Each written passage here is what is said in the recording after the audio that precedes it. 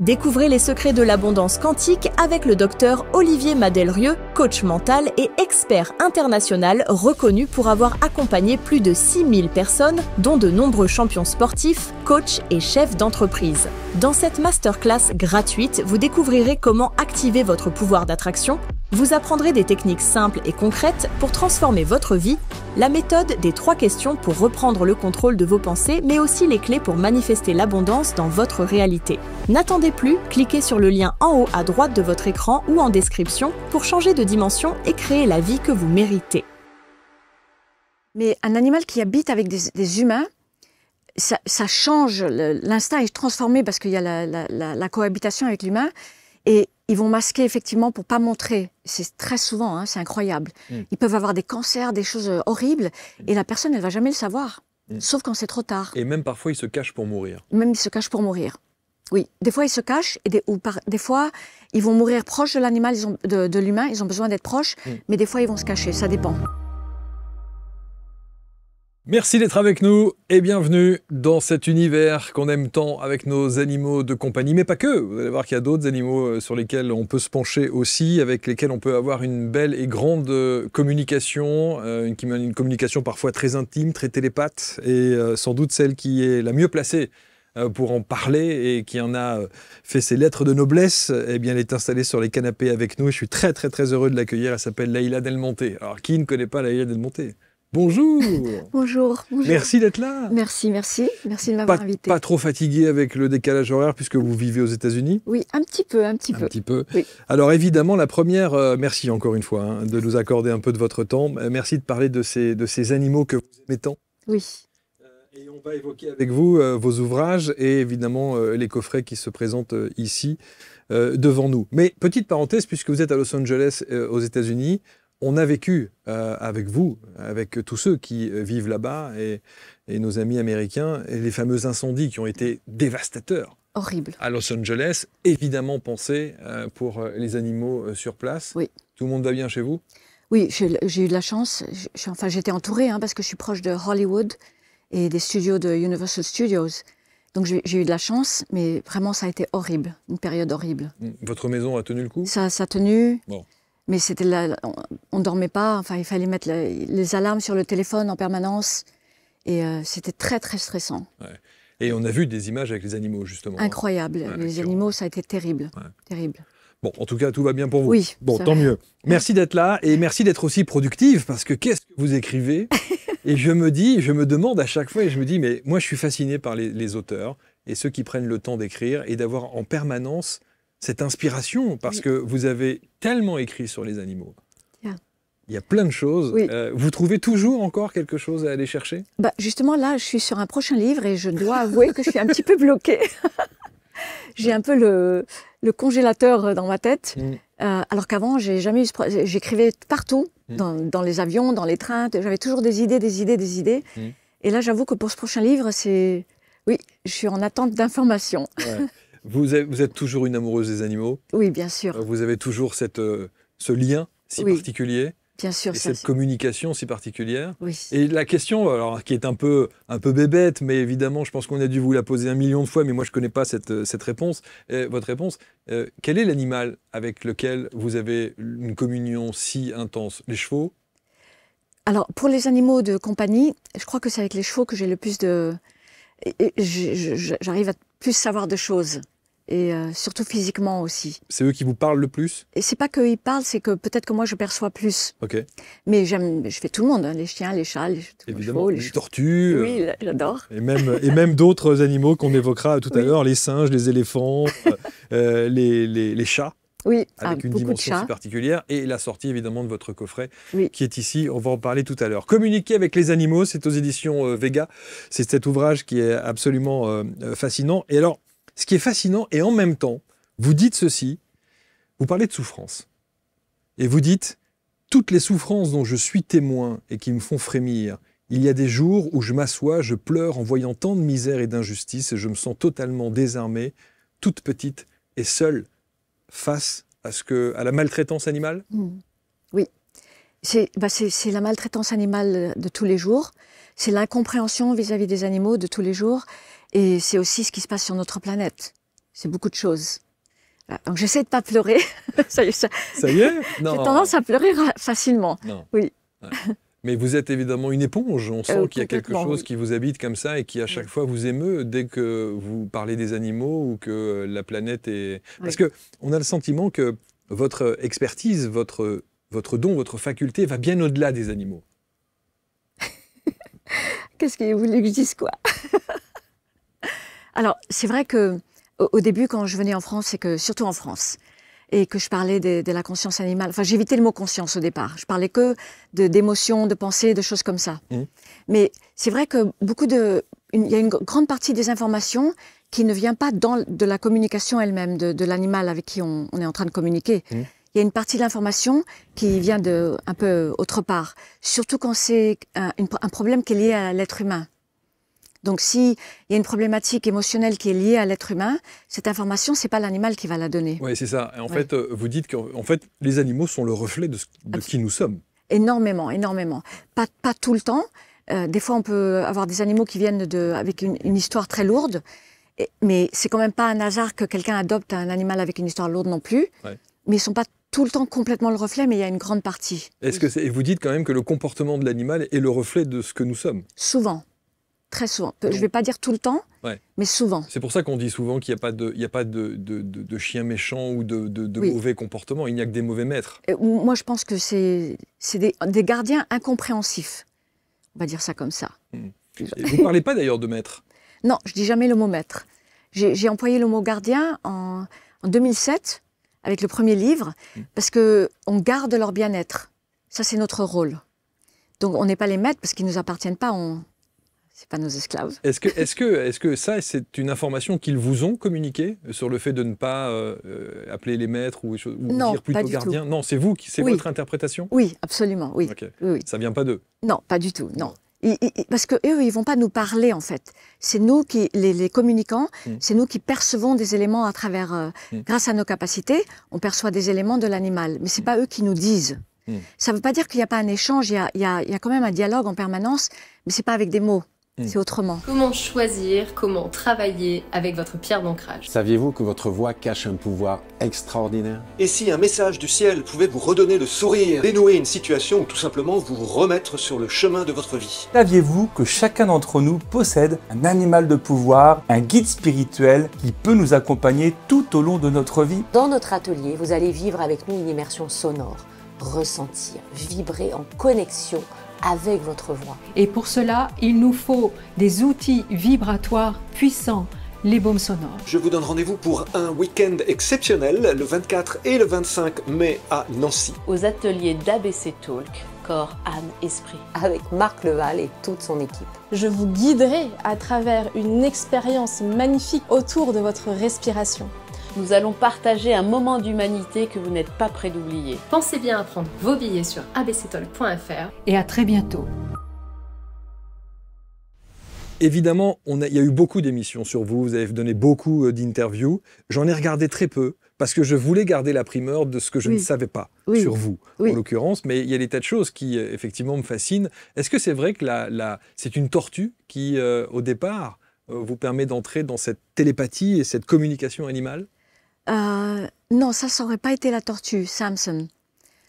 Non, la communication, en fait, c'est vraiment très jeune. C'était quand j'étais à Formentera. J'étais élevée à Formentera. Et on est arrivé des États-Unis, j'avais 4 ans. Et à Formentera, c'était une ferme, il y avait des chèvres, il y avait des moutons, il y avait des ânes. Et c'est là-bas où ça a commencé pour moi.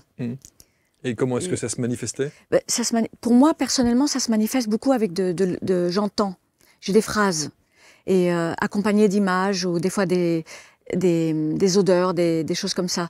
Mais la base de ma communication, elle est très auditive. Tout le monde est différent. Ouais, mais vous avez la clairaudience, donc oui, clairvoyance, clairsentence, vous avez tout ça. Un petit peu tout.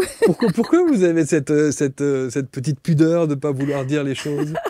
Ça vous gêne? Parce qu'au début, quand je suis arrivée ici, quand je suis revenue, parce que j'étais retournée vivre aux États-Unis, et c'était difficile, on ne me prenait pas au sérieux. C'était vraiment difficile, j'ai eu beaucoup de galères. Et j'ai beaucoup lutté pour montrer que c'était quelque chose de vrai, de réel. Et ça, c'est en quelle année? On est en quelle année là? Ça, c'était... Donc, je suis très pas douée, c'est il y a 25 ans en arrière. Ah oui, il y a 25 ans, ça fait quoi, à peu près?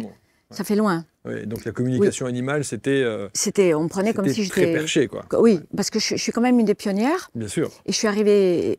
C'était vraiment, vraiment difficile. Et c'est parce que j'ai eu l'apport de cette femme incroyable, Catherine Willmann, qui avait une écurie à Rixheim. Et elle m'a vraiment aidée, elle m'a soutenue, elle m'a fait rencontrer l'équipe nationale de France. Et c'est vraiment grâce à elle que je crois que j'ai tenu le coup. Alors, il y a des gens, évidemment, qui parcourent votre, comment dirais-je, votre vie et qui comptent. Il y a ce monsieur.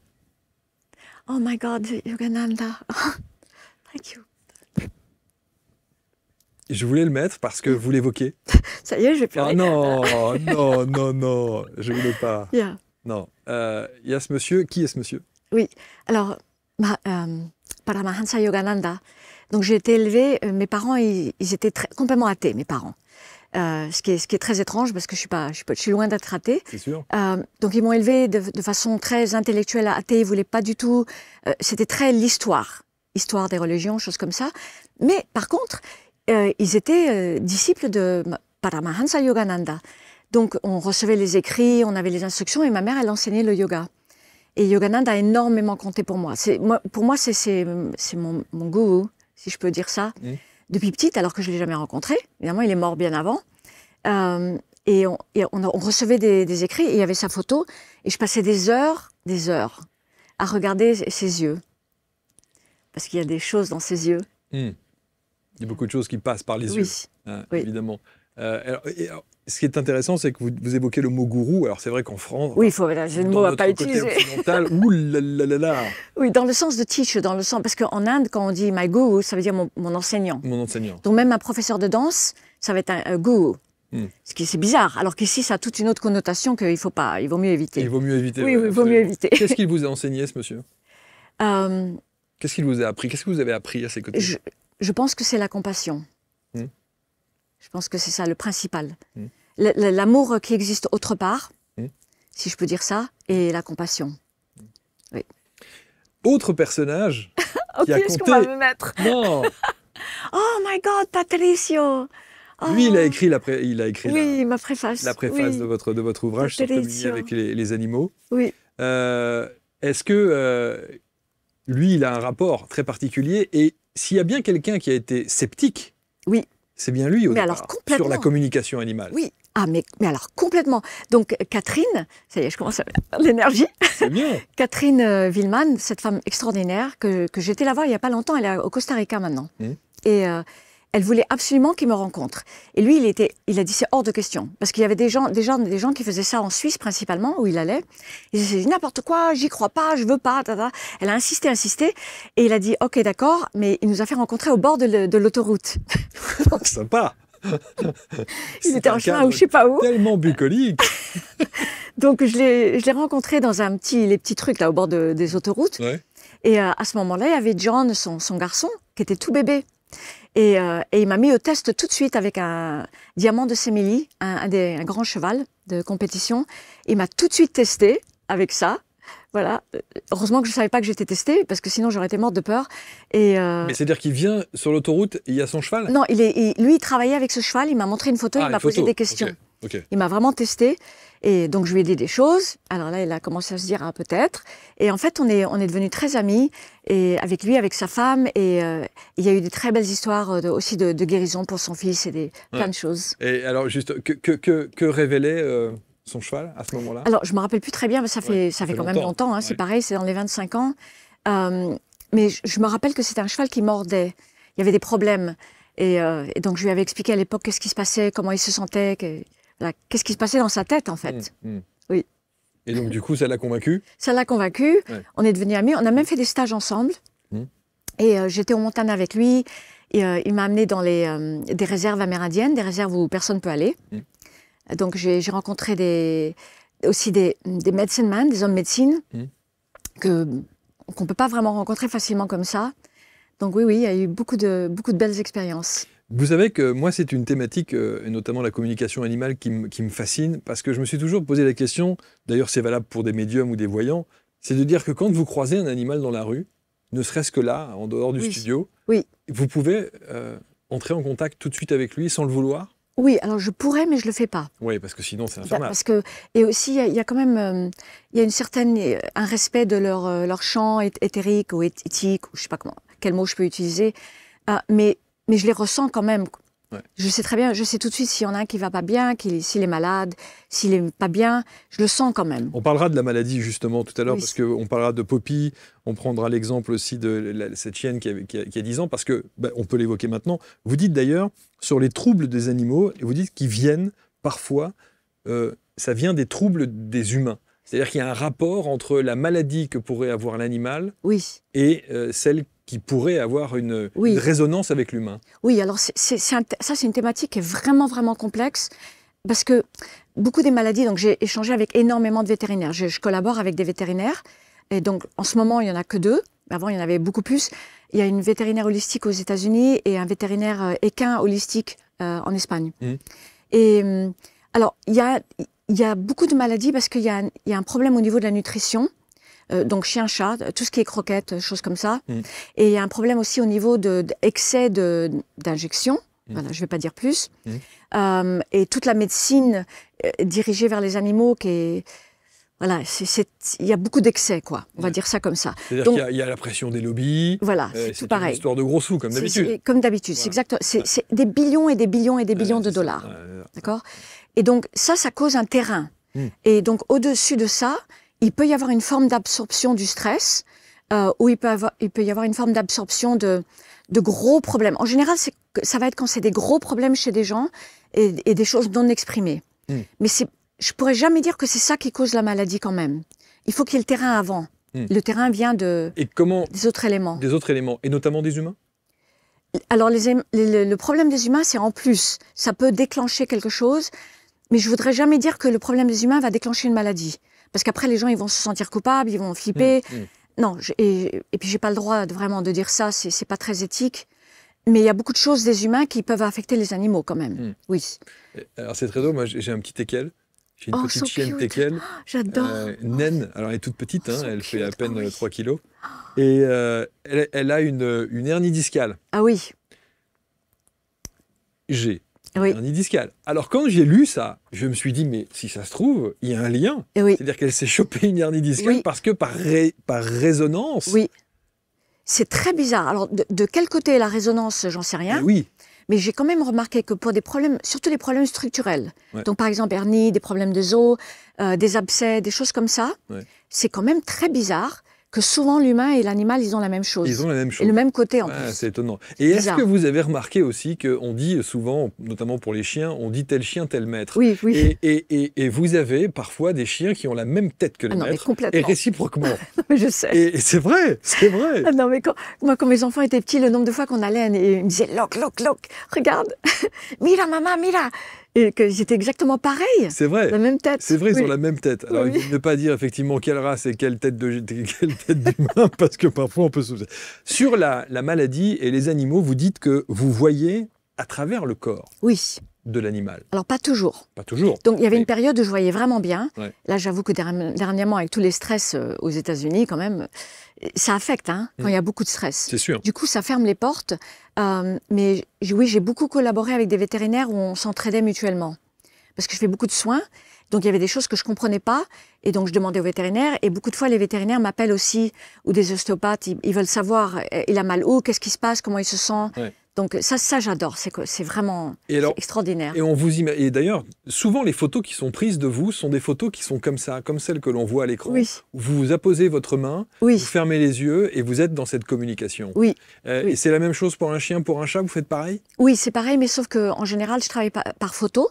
Ah oui. Et donc, alors ça, les yeux fermés, oui, j'ai toujours les yeux fermés, près la moitié de ma vie avec les yeux fermés. C'est vrai, Mais en général, je travaille avec des photos. Ça, c'était pour le film qu'ils ont fait ça, pour montrer un petit peu plus. Mais c'est souvent comme ça qu'on vous voit. C'est souvent comme ça, et les photos sont souvent prises dans cette posture-là. Oui, c'est vrai. Pour la plupart du temps. Vous dites aussi parfois que les animaux masquent leurs symptômes par nécessité de survie ou pour préserver le gardien. Absolument.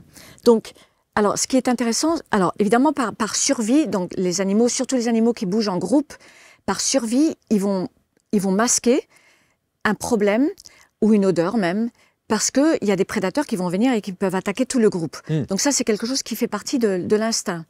Mais un animal qui habite avec des humains, ça change, l'instinct est transformé parce qu'il y a la cohabitation avec l'humain. Et ils vont masquer effectivement pour pas montrer. C'est très souvent, hein, c'est incroyable. Ils peuvent avoir des cancers, des choses horribles, et la personne, elle va jamais le savoir, sauf quand c'est trop tard. Et même parfois, ils se cachent pour mourir. Même ils se cachent pour mourir. Oui, des fois ils se cachent, et des fois ils vont mourir proches de l'animal, de l'humain, ils ont besoin d'être proches, mais des fois ils vont se cacher, ça dépend. Ouais. Alors, une question aussi. Parce qu'il y a beaucoup de choses qui se disent. Allez-y, non, mais il n'y a pas de... Hop, attention, parce que là, je pense qu'on a couvert le micro. Voilà, très bien. Mais je sais que vous aimez... J'aime bien mes écharpes. Ouais, je sais bien, alors gardez vos écharpes. Il y a beaucoup de choses qui se disent sur les animaux, et par exemple sur le fait qu'un animal doit rester effectivement à sa place d'animal. Est-ce que le fait qu'un chien aille dans le lit de son gardien, est-ce que c'est une bonne chose? Est-ce qu'il a le droit de venir dans la chambre? Est-ce qu'il faut lui interdire des choses comme ça? Parce qu'on entend tout et son contraire là-dessus. Oui. Alors, franchement, je vais dire tout. Allez-y. Moi, ma chienne dort sur mon lit. C'est hors de question qu'elle ne dorme pas. Parce que... Et mon chat aussi, dans mes bras en plus. Les animaux, ils aiment bien dormir avec les humains. Ah oui. Sauf quand ils sont très... Il y a beaucoup d'animaux ensemble et que ça fait une espèce de meute, et là, ils vont dormir ensemble, entre eux. Mais sinon, ils aiment bien dormir avec les humains, et enfin, moi, personnellement, je trouve qu'il y a une sensation extraordinaire de protection, de bien-être. Mais après, certains, vous avez des vétos qui vous disent, ou des comportementalistes qui vous disent, c'est pas bon. Oui, je pour sais. Le chien, c'est pas bon. Alors, peut-être que ça dépend des animaux aussi. Il y a tout type d'animaux différents. Donc, mais moi, quand il dort au pied de votre lit ou il dort par terre dans la chambre? Moi, ma chienne, elle dort sur le lit. Ah oui, elle dort sur le lit. Elle dort collée contre moi maintenant. Ah oui, carrément. Qu'est-ce que c'est comme chien? Mon fils, il n'est plus là, elle dort contre moi. Mais il y a des animaux, par exemple, le chat, il va plutôt au fond du lit. Mais dès que je vais pas bien, il vient se mettre dans mes bras tout de suite. C'est incroyable, ils savent tout. Hein. En plus, avec vous. Alors, ils savent tout. C'est quand même extraordinaire. Vous êtes le Disneyland de la communication animale. Donc, c'est fabuleux pour pouvoir communiquer avec eux. Alors, pour terminer sur ce registre de la maladie, vous donnez évidemment dans ce livre « Communiquer avec les animaux ». Il y a des exemples, il y a plein d'exemples. Mais il y a plein d'exemples qui sont aussi parfois douloureux. Vous parlez de Poppy, par exemple, cette petite chienne qui a 10 ans. Elle est brune, elle a un cancer, elle a plusieurs tumeurs dans l'abdomen et au poumon. Et vous allez l'aider? Oui, alors, il y a des choses que je ne peux pas aider. Enfin, moi, c'est pas moi. C'est moi avec l'aide de notre part. L'univers. C'est évident, parce que moi, toute seule, rien du tout. Et il y a des animaux qu'on peut vraiment aider énormément, d'autres qu'on peut juste aider à traverser, d'autres qu'on peut aider la qualité de vie. Ça dépend du cas. C'est impossible à savoir avant.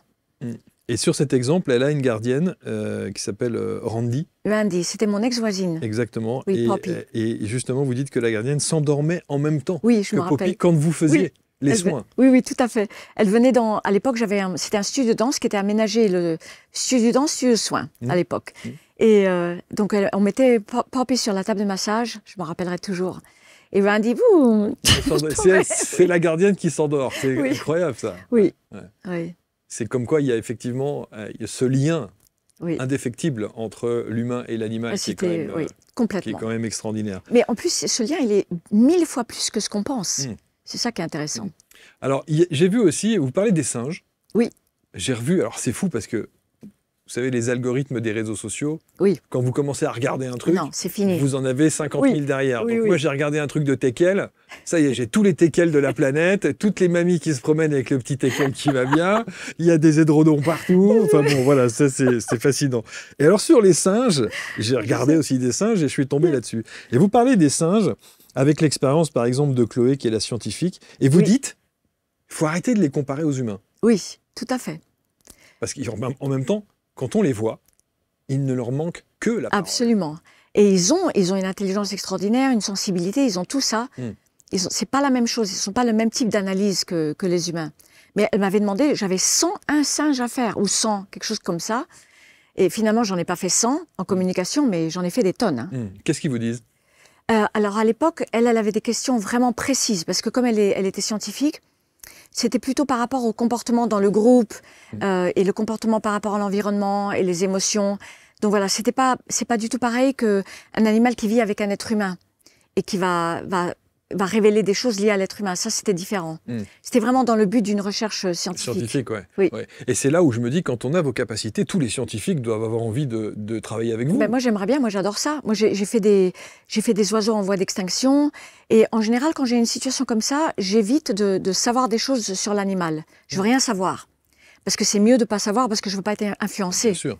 Mais oui, moi, j'aimerais bien. Ben, j'ai fait les corbeaux dans le film.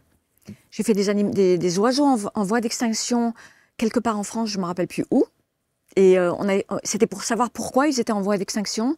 Ça, c'était extraordinaire. Et oui, j'ai fait pas mal d'animaux sauvages. Alors, les mauvaises langues, et je me fais parfois l'avocat du diable, pas de problème, vont vous dire, mais on peut rien vérifier, donc vous pouvez nous raconter ce que vous voulez. Oui, tout à fait. Oui. Alors, il y a des fois, on peut vérifier des choses. Par exemple... je dis pas ça du tout pour me lancer quoi que ce soit de fleurs, parce que vraiment, j'ai passé l'âge pour les fleurs. Bien sûr, et puis enfin, j'aime toujours les fleurs. Vous n'avez rien à prouver à personne. C'est pas que j'aime pas les fleurs, Ouais, mais je m'en fiche un peu. Parce que je me rappelle, juste petite anecdote, je me rappellerai tout le temps quand, en fait, il y a 25 ans en arrière, et j'étais encore danseuse de flamenco, et il y a un grand guitariste, je vais pas mentionner son nom, et quand mon ex-mari a dit que je faisais de la communication animale, il a éclaté de rire. Qu'est-ce que tonteria, pero esto no puede ser, esto no existe. Ce qui veut dire, elle dit n'importe quoi. Voilà, il m'a complètement attaqué. Et même à l'époque, ça m'est passé comme ça, comme du savon sur la peau, ça m'est égal. Et heureusement, parce que moi, je sais que c'est vrai.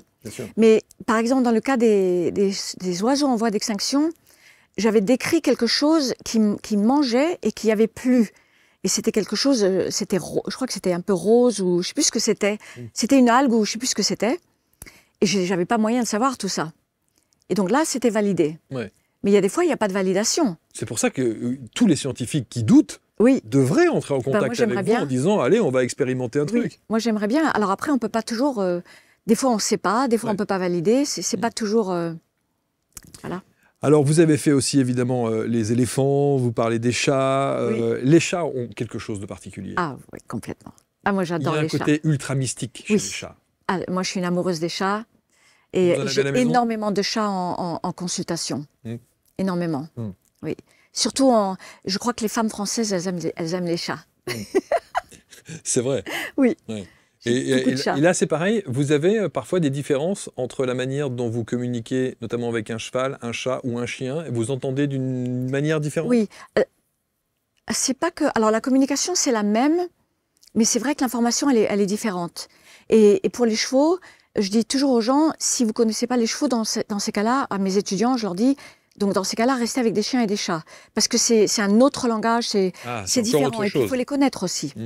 Pas pareil. Ils n'ont pas les mêmes besoins et c'est autre chose. Alors, la semaine dernière, j'étais au contact des chevaux. C'est vrai? Et je suis allé, voilà, il y avait un truc de poney, voilà, donc on a fait un petit tour, j'ai un poney. Et il y avait des chevaux qui étaient dans leur box.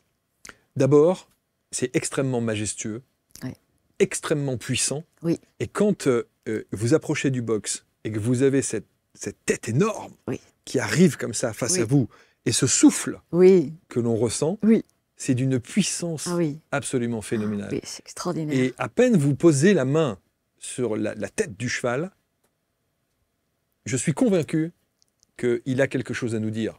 Oui. Que je ne pouvais pas comprendre, évidemment. Mais je suis sûr que je comprends quand vous avez ce contact avec le cheval. Oui, mais ils sont quand même toujours en train de transmettre quelque chose. Donc c'est juste à nous d'ouvrir les portes et d'arriver à capter qu'est-ce qu'ils transmettent. Mais on n'est pas toujours obligé de capter. On peut juste être en présence et échanger la présence sans avoir à communiquer à chaque fois. Alors je sais que vous êtes aux États-Unis, on l'a dit, et vous savez qu'en France, il y a des très grosses polémiques, notamment sur les cirques. Et les animaux de cirque. Alors, il y a les anti, il y a les pour, évidemment. Quel est d'abord votre sentiment là-dessus? Ah non, moi je suis complètement contre. Complètement contre. Parce qu'il y a toujours de la maltraitance. Il y a de l'enfermement et de la maltraitance. Et c'est toujours contre le gré de l'animal.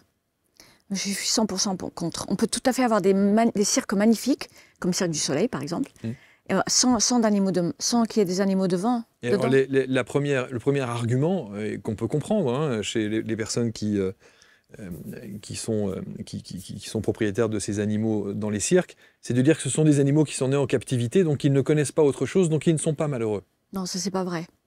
Je suis pas d'accord. Même un être né en captivité, quelque part, il sait que c'est de la captivité, parce que son être n'est pas supposé être en captivité.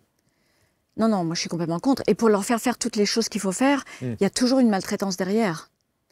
Une contrainte. Ça, vous êtes allé, vous avez communiqué avec ces animaux dans les cirques? Non, ah non, non, je peux pas. Ah non, parce que là, je me commence à pleurer immédiatement. Je peux pas. Et vous êtes convaincu qu'ils sont malheureux? Oui, c'est pas normal. C'est pas naturel, non, il faut pas. C'est sûr que quand vous voyez un chameau sur un parking de supermarché ou un hippopotame... Oui, c'est pas normal. Les animaux doivent être dans leur propre environnement et là où ils sont supposés être. C'est l'être humain qui a le don de toujours tout dévier. C'est franchement, l'être humain, c'est quelque chose. Hein. Moi, je suis fasciné par vos écrits et la manière dont, effectivement, vous avez cette sensibilité-là. Et on sent que vous avez une sensibilité à fleur de peau. Hein. À chaque fois que vous parlez de ces animaux, c'est quand même quelque chose d'assez extraordinaire. Le contact avec notamment les chevaux. Les chevaux, vous disiez tout à l'heure vous entendiez d'une manière différente. Oui. Ils ont une manière à eux de communiquer? Alors, c'est peut-être pas qu'ils ont une manière à eux de communiquer différente. Et la communication, elle se fait de la même façon. Quand j'enseigne aux étudiants, je leur dis, on fait tout pareil. Mais c'est l'énergie qui est juste pas la même. C'est pas pareil. C'est pas pareil qu'un chat, évidemment. L'énergie, c'est-à-dire, c'est plus puissant? Pour moi, c'est plus facile avec les chevaux. Je sais pas pourquoi. Parce que je suis pas cavalière. Hein. Et j'ai jamais été cavalière parce que j'étais danseuse de flamenco, donc c'était hors de question de me faire mal aux jambes, de tomber ou quoi que ce soit. Ouais. Donc j'ai jamais été cavalière. J'ai été élevée avec des ânes, pas avec des chevaux. Ouais. Il y avait 3 chevaux dans l'île, c'est tout. Ouais. Mais c'est pas pareil. Oui, ils sont différents. Et alors, justement sur les chevaux, est-ce que certains trouvent parfaitement normal de les monter, d'en faire des chevaux de course, d'en faire des Formule 1 de l'équitation, qui sont bichonnés dans des haras absolument magnifiques. Mais est-ce qu'ils sont véritablement heureux? Non. De toute façon, être enfermé dans un box, c'est pas possible d'être heureux. C'est juste pas possible. Alors, il y a plein d'arguments. Non, il faut qu'il soit dans le box parce qu'il va se faire mal. Non, parce que les mouches. Non, parce que le soleil. Alors, oui, il y a des choses. Oui, les mouches, le soleil, c'est gênant. Je suis d'accord. C'est pas bien. Mais c'est pareil qu'un être humain qui est enfermé dans une prison. Ou qui serait... Vous pensez qu'un haras, quel qu'il soit, avec un box, absolument, fait que le cheval est malheureux? Il est en prison. Il devrait pas. Un animal est supposé être libre. Il doit bouger, mais déjà rien que pour sa santé physique. Il faut qu'il bouge, il faut qu'il y ait de la circulation pour les pieds, pour tous les problèmes physiques. Ils sont souvent liés au fait qu'ils sont enfermés et qu'il y a l'urine qui va, pardon pour l'expression, sur le foin. Ça fait non, c'est pas normal. Et tout le système digestif, il faut qu'il puisse bouger, il faut qu'ils aient la tête en bas en permanence et se déplacer. Il faut qu'il y ait la circulation au niveau des pieds, qu'ils soient pas ferrés pour que. Enfin, il y a énormément d'écrits maintenant sur ça. Depuis le début, j'ai toujours dit, c'est pas naturel d'être dans un box. Et à l'époque de Covid, que c'était l'horreur, mais je disais aux gens, maintenant vous voyez comment c'est d'être enfermé. Maintenant vous goûtez à ça. Pour les animaux, c'est ça en permanence. Et s'ils sont sortis 1 fois par jour, ils ont de la chance, 1 heure par jour. Mais ça veut dire que même si on les bichonne, même si on les aime, même ça change rien. Ça change rien. Non. Pour vous, le cheval est malheureux? Pour moi, ils sont malheureux. Alors après, il y en a qui connaissent pas autre chose, comme on a dit tout à l'heure. Et ça devient la norme, mais ça devrait pas être la norme. C'est pas normal. Un être humain, un box, ça va être la grandeur d'une salle de bain, à peu près. Est-ce que nous, on serait heureux enfermés dans une salle de bain toute la journée, avec une toute petite fenêtre où on peut sortir la tête si on a de la chance? C'est pas possible. Et vous êtes une militante anti ça, par exemple? Oui. Alors, moi, je suis pas dans le militantisme, parce que c'est pas mon rôle et c'est pas ma personnalité. Je suis un peu trop... artiste. Je suis pas assez... cette énergie-là qu'il faut de guerrier. Mais bien sûr, oui. Je le fais pas autrement. Par les écrits, j'essaie de parler de conscience et de liberté, de choses comme ça. Mais quand on est justement un propriétaire de chevaux de course, on devrait vous appeler. Oui, c'est bizarre parce que, en plus, ce qui était étrange, c'est que j'ai fait quand même quelques chevaux de course et je peux quand même savoir à peu près comment il va le cheval et qu'est-ce qui va se passer pour lui pendant la course. Mais je ferai jamais je ferai une communication avec un but qui serait financier ou de gain. Qu'est-ce que vous avez un souvenir de ça, d'une communication? Oui, j'avais fait un. Oui, c'était aux États-Unis, celui-là.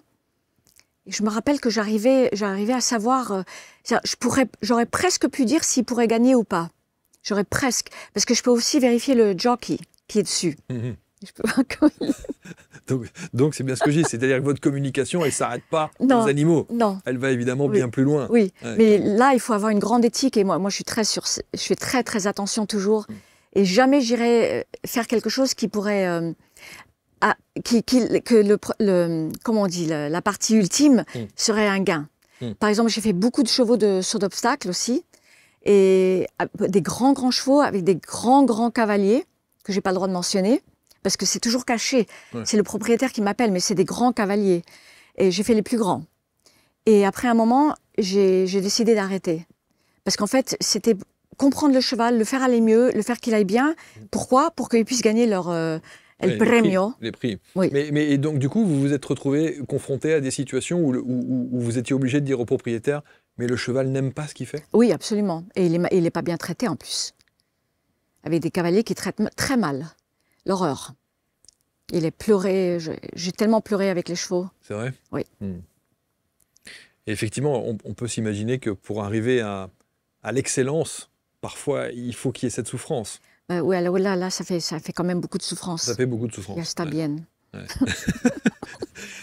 Alors, je ne vous pose pas la question sur la corrida. Non, non, même pas la peine. Bon. Je ne vous pose pas non plus la question sur le rodéo, vous qui êtes aux États-Unis. Je suis complètement contre. Je suis contre toutes ces choses-là, tout ce qui est dans la contrainte de l'animal et cette difficulté physique. Bon, les corridas, c'est encore pire. C'est le pire de tout. Alors, et je suis d'accord avec vous là-dessus. Moi, je vous rejoins. Quand on parle de la noblesse du taureau, quelle blague. Oui, exactement. Mais quelle blague, mais c'est horrible. Je suis d'accord avec vous là-dessus. C'est horrible. Je suis d'accord avec vous. Pourtant, le flamenco, c'est très lié à ça. Hein. Et en plus. Et moi, j'ai même dansé des choses où je prenais la part du taureau. J'avais fait une pièce de théâtre en danse. C'était les poèmes de Rafael Alberti que j'avais mis en scène. Et j'avais dansé la part du taureau, justement. Je me rappelle. Mais non, il faut que ça change. C'est complètement barbare. Ça m'est égal si ça fait partie d'une culture. Et pourtant, c'est aussi une partie de votre culture. Oui, bien sûr, oui. Mais c'est quand même barbare. Ouais. Complètement. Ouais. Et donc, moi, je pense que quand on a vos facultés, quand on va dans un zoo, par exemple, évidemment, vous n'y allez pas. Non. Vous n'allez pas non plus dans des aquariums. Non. Vous n'allez pas dans tous ces endroits-là. Mais ça serait intéressant, quand même. Oui. Alors, je vais dans des centres, je vais dans des refuges énormément. Donc là, le dernier que j'ai été, c'était au Costa Rica. Et c'était des animaux qui retrouvent, qui étaient en mauvais état et qui remettent en état. Donc, c'est un peu comme des zoos parce qu'ils sont quand même enfermés. Mais c'est pas la même chose parce qu'on sait qu'ils vont être libérés après ou alors qu'ils vont rester là et qu'on va s'occuper d'eux parce qu'ils n'ont pas les moyens d'être remis en liberté. Donc ça, je fais quand même... aller dans un endroit comme ça, c'est pas pareil. Vous avez fait... Alors, il n'y a pas sur cette affiche que j'ai mise, là, ici, voilà. J'ai pas mis des cétacés. Ah oui. Vous faites ça, les dauphins? Oui, alors j'ai fait beaucoup de baleines. Ils m'ont appelée de Sea Shepherd. Lamia Essemali, qui est la présidente, une femme extraordinaire, qui travaille avec Paul Watson, que tout le monde est au courant d'ailleurs, et que j'ai beaucoup lutté pour ça. J'ai beaucoup parlé, j'ai beaucoup affiché pour sa libération. Et donc ils m'ont appelé plusieurs fois. Ils m'ont appelé pour la baleine qui était dans la Seine là, et d'autres cas. Et je travaille aussi avec une femme, Agnès Benet, c'est une scientifique qui est à Tahiti, et elle a fondé une association qui s'appelle Mata Taora. Et c'est une femme extraordinaire aussi, pour la libération des cétacés, pour la bonne traitance, pour tout ça. Qu'est-ce que vous disait cette baleine dans la Seine? Alors, il faut que je me rappelle, parce que le problème avec moi, c'est que j'oublie tout de suite, tout dès que j'ai fini. Le nombre d'animaux que vous voyez. Donc, c'était pas quoi tellement son problème, qu'est-ce qui se passait, mais c'était plutôt pour vérifier son état physique dans ce cas-là. Parce que c'était très, très grave. D'ailleurs... ça n'a pas bien fini. Exactement. Et c'était plutôt pour ça. Mais c'était pas une baleine, je crois. Hein. C'était pas un. Si. Je crois que vous avez raison. Je crois que c'est une baleine. Ça, le problème avec moi, c'est que j'oublie tout de suite après. C'est vraiment énervant. C'est comme le trou après. Ouais. Mais c'était un grand honneur pour moi de faire ça. Ouais. Travailler avec eux parce que je les admire beaucoup. Donc comment est-ce que l'approche se fait comment?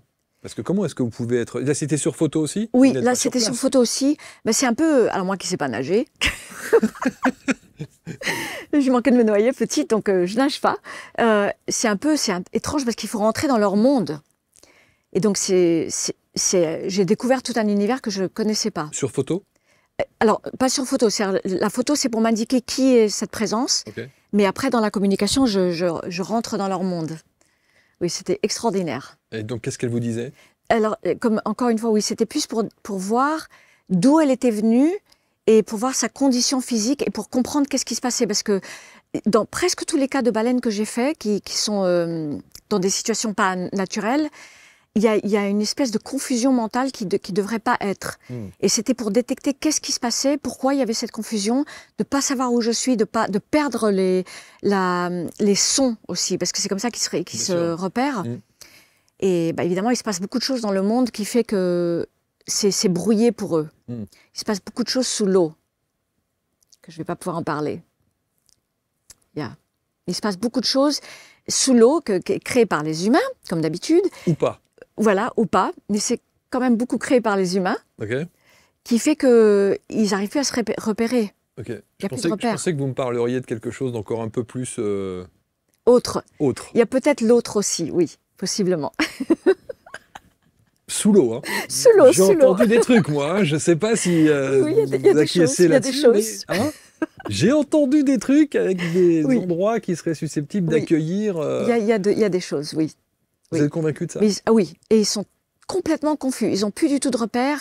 Parce que normalement, avec un animal, quand on communique, il y a toujours une sensation de pensée linéaire. Donc, quand il n'y a pas de pensée linéaire, enfin linéaire ou pas linéaire, mais il y a toujours une pensée avec un fil. Quand c'est pas linéaire, c'est parce qu'ils ont des médicaments style tranquillisants ou des choses comme ça. Donc, on n'arrive plus à... Les pensées ne sont plus linéaires. Ou alors, dans des situations comme ça, où il y a des choses qui, comment on dit, disrupt, qui dérangent. Qui transforme, qui dérange. Oui. Qui perturbe, en tout cas, fortement. Donc, cette souffrance animale, parce que vous l'évoquez évidemment, cette communication animale, il y a plein de choses. Cette souffrance animale, moi, je vois encore des affiches un petit peu partout en Île-de-France avec des gros 4x3 où vous avez ces animaux que l'on retrouve parqués, voilà, où il faut aller se balader en voiture pour faire un petit périple et aller les voir. Alors, il y a des parcs naturels que c'est pas mauvais. Un parc naturel où il y a des espèces en voie d'extinction qui cherchent à protéger, ça, c'est pas pareil qu'un zoo. Mais alors, le zoo, quand j'étais petite, Jardin des Plantes, je me rappelle très bien, donc c'est il y a longtemps, hein, parce que je suis plus âgée maintenant, malheureusement, et quand j'y allais, mais j'étais en larmes. J'arrêtais pas de pleurer, donc mes parents, ils pouvaient plus nous amener. C'était horrible à l'époque. Je sais pas comment c'est maintenant, je sais pas.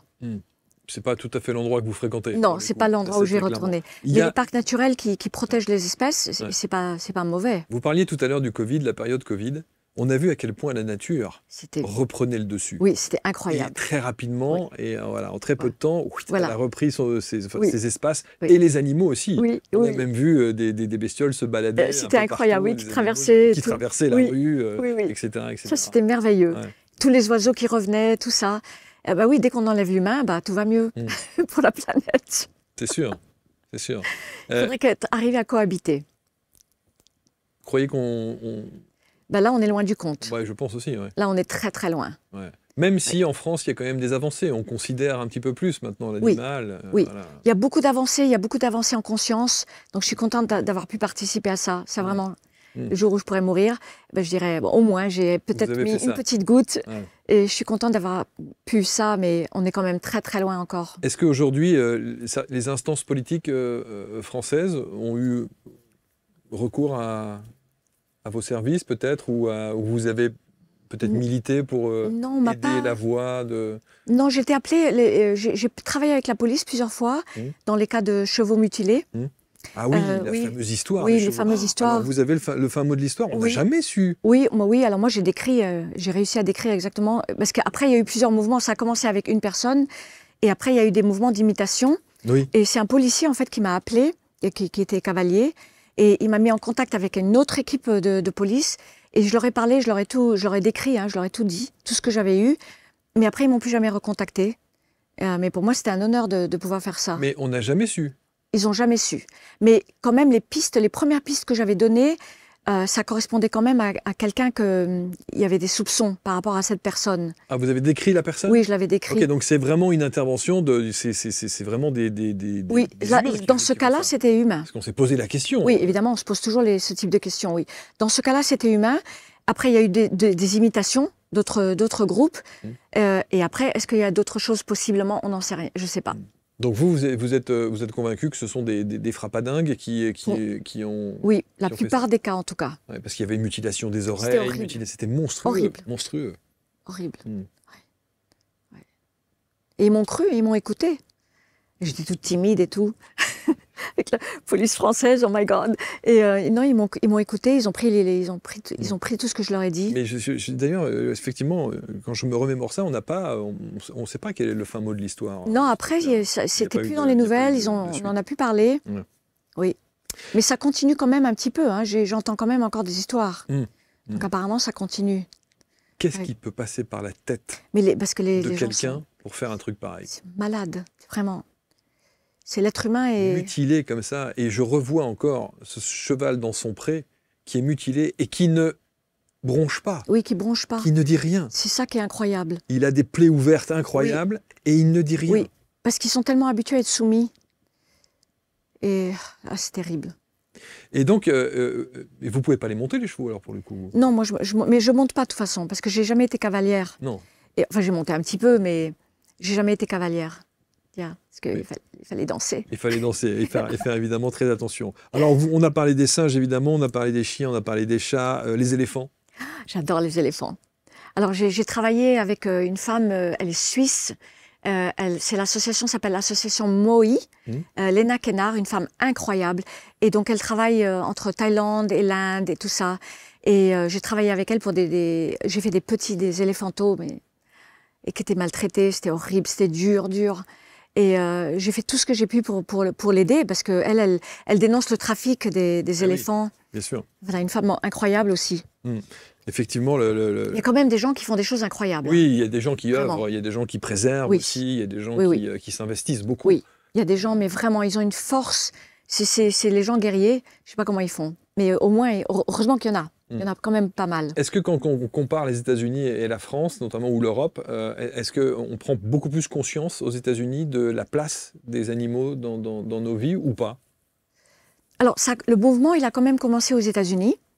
C'est une femme qui s'appelle Penelope Smith, donc c'est une génération antérieure. Je pense que ça doit dater de 35-40 ans.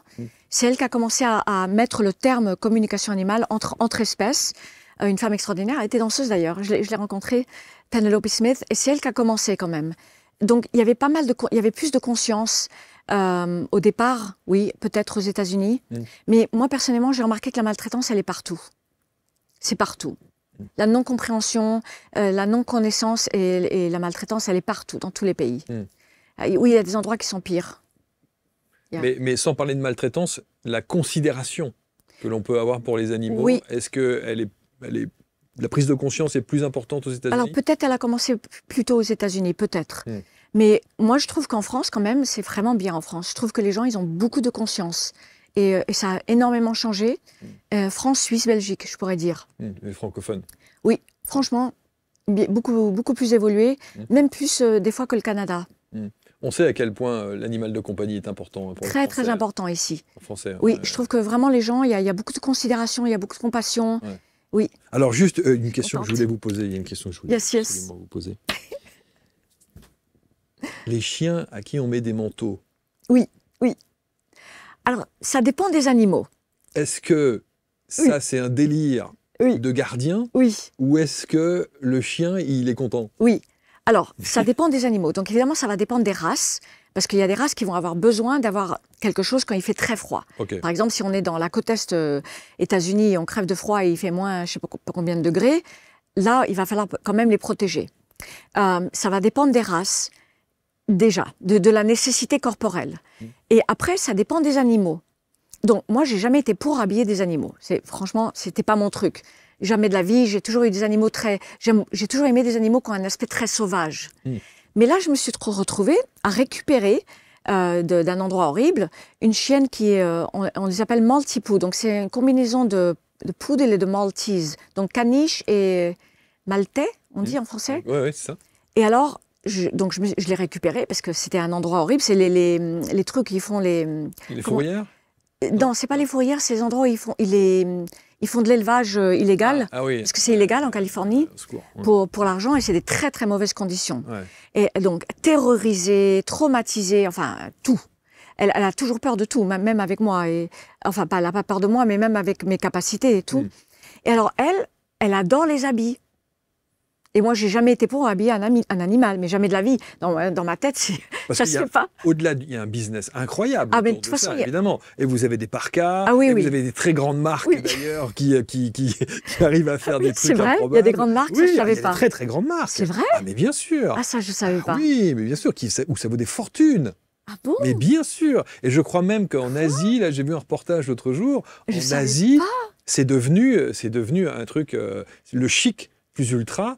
C'est d'avoir le petit chien à sa mémère qui a évidemment la petite tenue qui va bien et qui est assortie à la tenue du gardien. Ah si. Ah, je ne savais pas du tout. Ah non, moi j'achète les trucs à 10 $. Mais elle adore. Vous voulez du Gucci, vous avez une tenue de chien en Gucci. Mais oui. Oh my God, ça je ne savais pas du tout.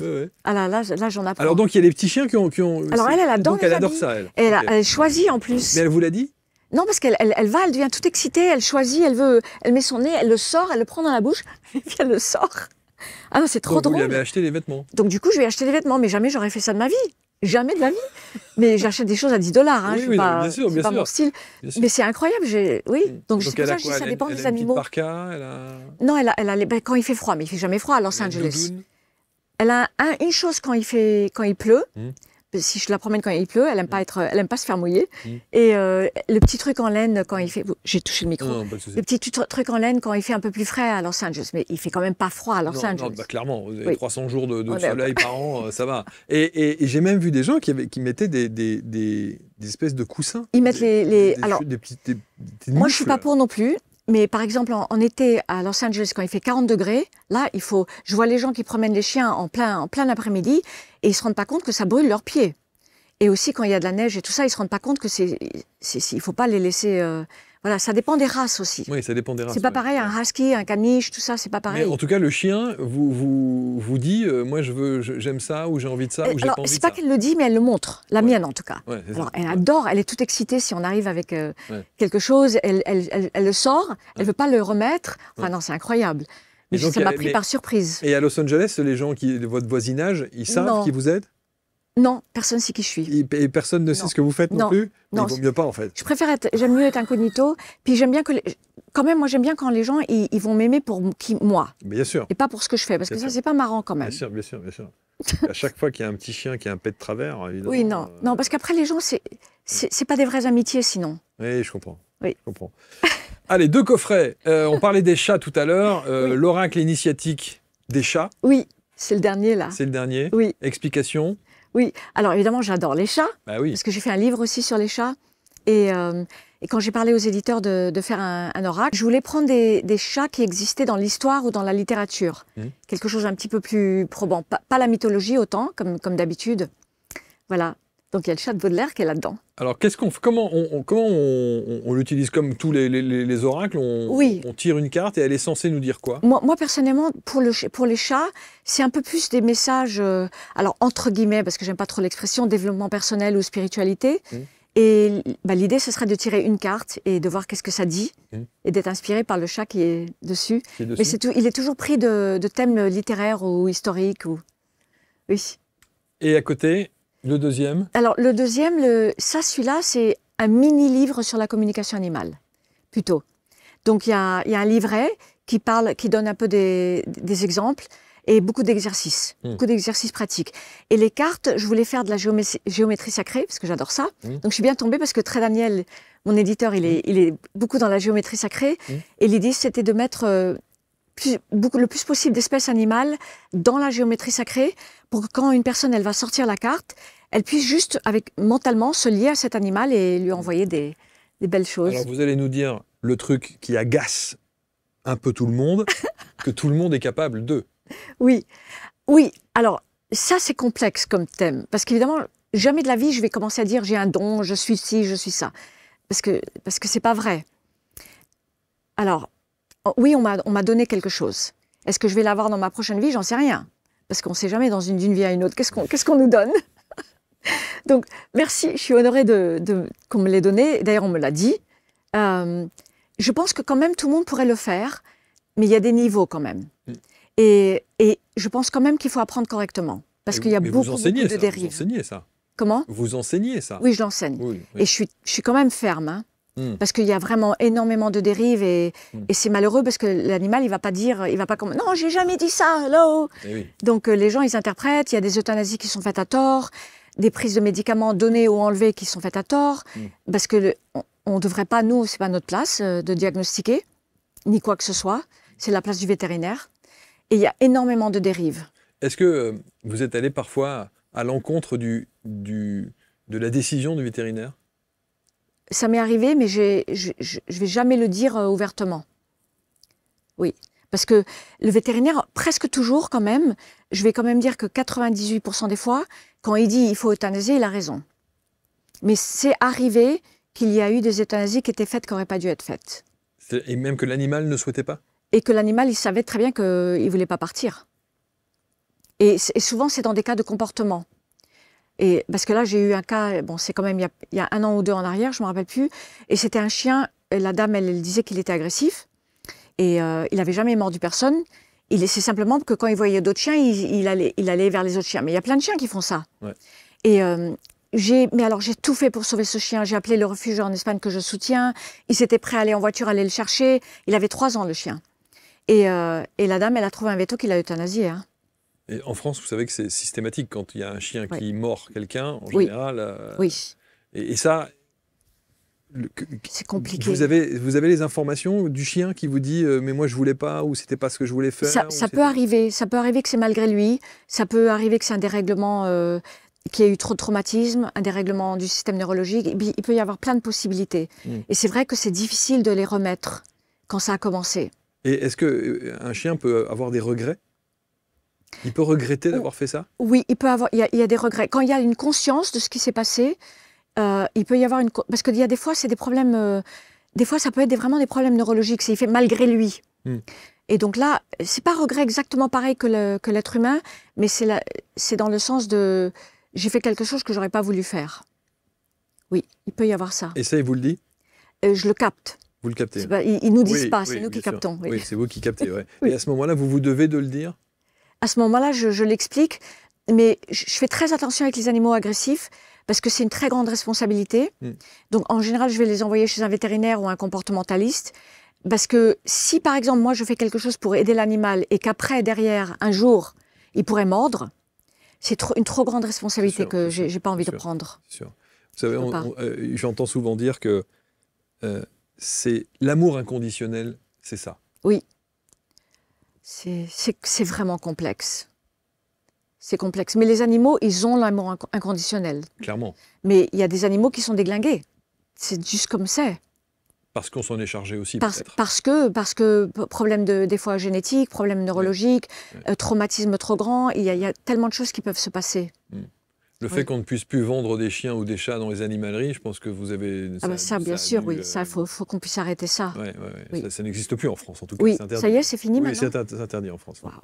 Ça, c'est super. Il peut y avoir que des élevages Waouh, ça, c'est super. officiels. Alors qu'aux États-Unis, il y a encore. Hein. Ah, vous pouvez encore aller acheter un chien dans une grande surface? Alors, évidemment, comme je ne vais pas dans des endroits comme ça, je ne sais pas. Il faudrait que je me renseigne. Mais ça encore, c'est encore une avancée en France. Ça, c'est une avancée. Moi, je trouve que quand même en France, ça avance quand même pas mal. Moi, je suis contente.